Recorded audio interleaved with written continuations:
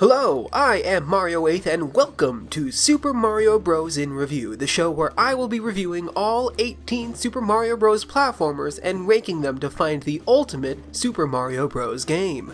You can find all the previous and future videos in the playlist linked in the description, but first, this week we will be visiting Super Mario Galaxy 2! The direct follow-up to Super Mario Galaxy, Galaxy 2 released in late May through early June of 2010.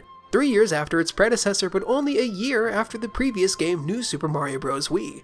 In fact, the game was nearly done during the release of NSMB Wii, but was held a year as to not directly compete. As far as development goes, Galaxy 2 began close after Galaxy 1 was finished. The dev team just had so many ideas that they couldn't fit into the original game, so Miyamoto floated the idea that a follow-up be created. The follow-up was planned to be Super Mario Galaxy 1 again, this time repackaged with the new content, likely as a Mario Galaxy 1.5 or Mario Galaxy More. But after a year in development, after all the cut ideas were implemented, the team just kept coming up with cool things to do. Thus, another year and a half was added to the schedule, and the game would be blown up into a full sequel. And my favorite anecdote, the lead programmer, Takeshi Hayawaka, actually designed a sort of level designer for the game so non-programmers could even create their own Galaxy 2 levels. And many actually made it into the game. I love that. In the end, Galaxy 2 released, making the Wii the only Nintendo console to have 2 new 3D Mario games, as of the release of this video. I didn't know any of this when I first played Super Mario Galaxy 2. All I knew was the amazing game I played 3 years earlier was getting a sequel, and in the end I absolutely loved it. If asked at the time, I'd probably say Galaxy 2 was even better than 1. I'd also say that the green stars sucked and the game didn't have enough spherical planets, but overall the movement and levels in Galaxy 2 outshined its predecessor. Then, some couple of years later, I watched a Let's Play of the game, and then I didn't touch it at all for probably a full decade. So when I finally got to this in my replay, I was so excited. I had completed the game at release and watched a full playthrough shortly after, so I wasn't going in with no knowledge, but anything I did have was hazed by the years in between. When I started playing, I had a lot of strange things come back. Maybe my intuition for Mario games has just gotten better, but more likely my subconscious managed to remember a lot. I could feel when a comet medal was near, the green stars flew by like a breeze, and many of the twists and turns in the levels I knew were coming. My absolute favorite feeling, though, was flying into a new level and getting the rush of, oh, I remember this level. This level was so cool. And I probably thought this for over half the levels. Despite my memories, despite my forgotten knowledge of the game, none of it hampered my enjoyment because I really had a blast the whole way through. Super Mario Galaxy 2 opens up with a storybook. A yet unknown person is telling another story of Stardust. Their hero, Super Mario, is going to meet with Princess Peach to view the Star Festival, when a really big Bowser comes in, declares his want for a big cake, and captures Peach. Mario teams up with a lost Luma, gaining the spin ability, and after collecting his first star, joins up on a starship with everyone's favorite large Luma Lubba. They refashion the ship to look like Mario and travel through the universe. After defeating Bowser Jr. or Bowser, Mario gets a grand star allowing them to travel through space and time, eventually getting to Bowser's Galaxy Generator, where it turns out Bowser is siphoning power from a big blue comet. After his defeat, the comet is revealed to be Princess Rosalina's Comet Observatory. Mario's Luma companion heads back to the observatory, stealing his hat in the process, and Mario and Peach head back to the Mushroom Kingdom. After collecting the main 120 stars, it's also revealed that the entire story was told by Rosalina to an audience of Lumas. In the end, there's really not much of a story in this one. Miyamoto even said as much in an interview before the game's release. And it makes sense, Galaxy 2 stemmed from the one to implement a bunch of cool ideas in the Mario Galaxy engine, so the plot would naturally go on the back burner. But I've got a theory about it nonetheless. I like to think that Mario Galaxy 2 takes place after the events of Galaxy 1 as a retelling of the adventure from Rosalina's perspective. Many of their characters return, from the Toad Brigade, to the Queen Bee, to the Penguins, but everyone and everything is just a bit different. There is also a lot of fanciful language with wordings like warping through space and time, which makes everything feel dreamier, more like a storybook. The ending especially, where in Galaxy 1 the universe dies and is reborn, Galaxy 2 has a storybook ending where everyone is happy. Anyway, I think I've talked enough about the lack of story in Mario Galaxy 2. Let's focus on the real meat. Galaxy 2 plays, well, exactly the same as Galaxy 1.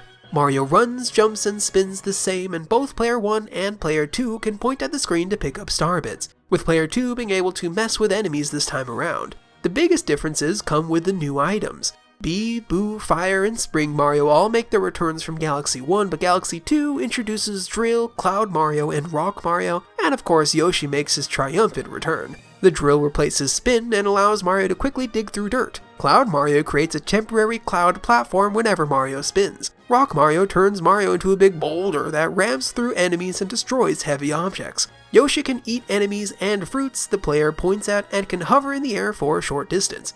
Yoshi himself got 3 distinct power-ups. There are 3 fruits, one that makes Yoshi run super fast, one that makes him balloon and float up in the air, and one that makes invisible platforms appear below him.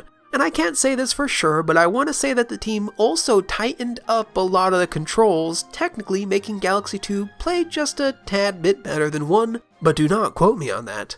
As far as the levels go, this is probably the biggest departure from Galaxy 1. Yeah, the game consists of heading to various different galaxies and playing through missions to get stars, but there's a design ethos to 2 that feels so incredibly different from 1.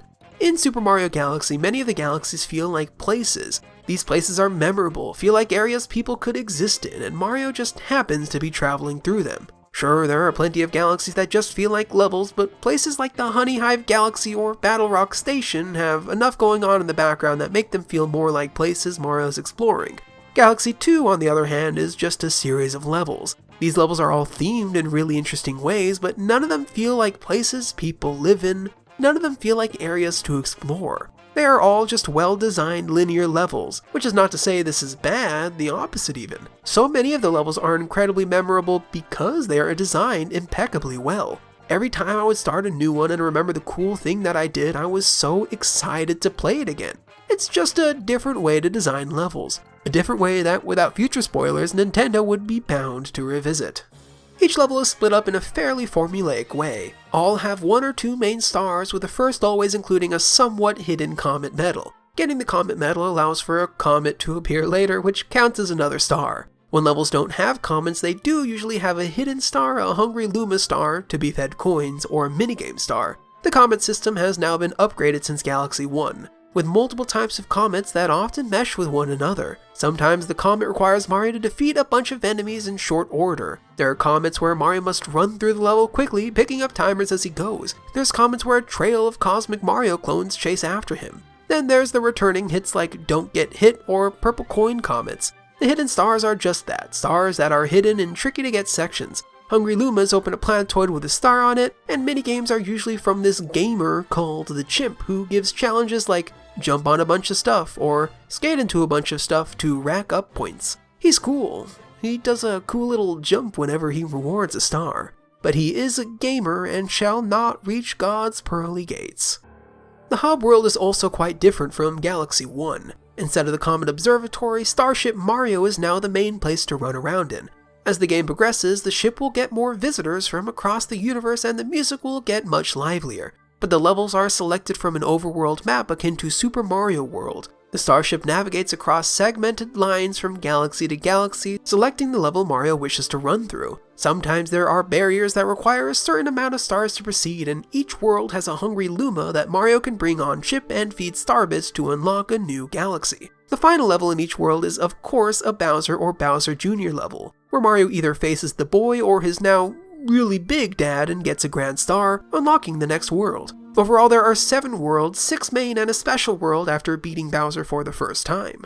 And each level is just so innovative. Yeah, there are a lot of returning elements from earlier games, but there are also so many new ones that are just so fun. And even the returning elements are usually twisted in such a way to make them feel new. Yoshi is back, but he controls a lot differently and has 3 new cool power-ups. The moving blocks from Mario World are back, but this time in 3D. Bee Mario is back, but it never outstayed its welcome, and the new levels with it are very good. And the new stuff like Rock Mario or Cloud Mario are utilized in really fun ways. There are a lot of bosses in Galaxy 2, and not all of them are the best. I'm looking at you, Squizzard. But the sheer number of them more than makes up for it.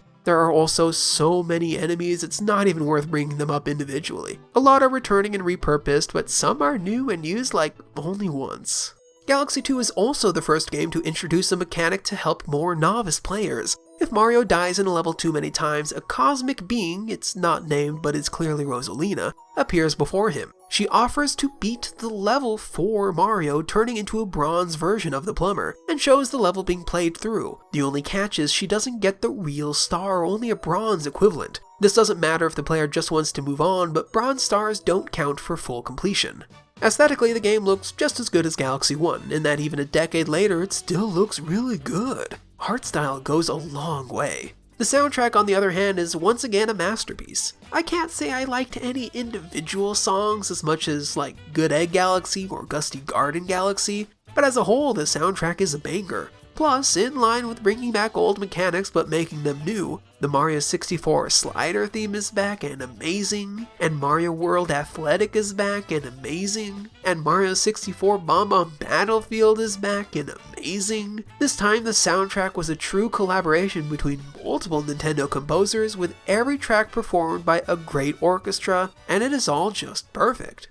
What is not perfect is the completion requirements. I know not everyone is a completionist, and many might be happy just beating Bowser or even just getting all 120 stars. But to fully complete the game, Nintendo is continuing one of its nastier habits and making the player basically replay the whole game again. They did it with Galaxy 1 and the Luigi playthrough, it will happen again in later games, and they did it once more with the green stars. After getting all the normal stars, Mario has to beat Bowser again. But this time, a new cutscene will show the Comet Observatory above Peach's castle, and a green comet higher still. This green comet indicates that every single star has a green star equivalent, resulting in 240 stars overall. And a lot of them are actually pretty clever. I had to pay close attention to the level geometry and listen for the star twinkle to be able to find them. Others are pretty cool. I had to do some very tight platforming to reach them, but a lot kinda suck, being the equivalent of just behind a thing, or my least favorite, don't hit this item block because Mario needs to stand on top of it to get the star. I did get them all fairly quickly, although I do have vague memories of their locations, but throughout I really just couldn't help but feel like maybe in some future game, the green star idea could be implemented a bit better. The worst part about the green star fiasco is to play the final level, the hardest level. Mario has to get them all. And this final level, the Grand Master Galaxy, is great, really showing off the strengths of the game in one final challenge. Then the Comet is unlocked by getting max star bits, which requires Mario to beat the level without getting hit. And while this time around I actually found it a bit easier than I remembered, it was well worth collecting everything. The Grand Master Galaxy is a very challenging, very great time. And this is where the video gets hard for me.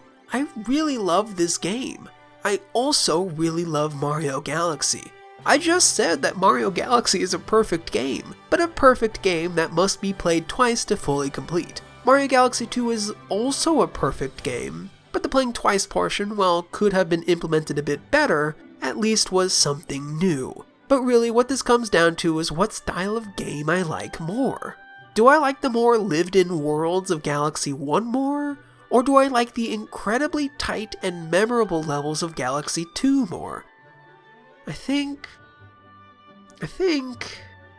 my new 3D Mario ranking is 4 Super Mario 64, 3 Super Mario Sunshine, 2 Super Mario Galaxy, and 1 Super Mario Galaxy 2. But don't hold me to this. By the end of this in-review, when I merge these two lists together, I hold the right to swap these games around because honestly, it's a coin flip which game I like better today. Today I played Galaxy 2 and liked the tighter levels more. Tomorrow, who knows? Also, why was Galaxy 2 not in Mario 3D All-Stars? That was some BS. Also, why can people no longer buy Mario 3D All-Stars? That was some BS. Anyway, I also haven't played this next game since its release, although that was a bit more recent. it's time to continue our foray into 3D Mario games, but this time with a 3D twist with Super Mario 3D Land. But in the meantime, thank you so much for watching. If you liked this video, maybe leave a rating or sub to be notified of more. While you're down there, you can check the description for all of my socials where I'm at Mario8 everywhere. I'm on Twitter, Tumblr, and you can see what games I'm playing on ggApp.io. Also in the description is the playlist that every Mario review video will eventually be in. And if you'd like, let me know what your personal Mario ranking is in the comment section.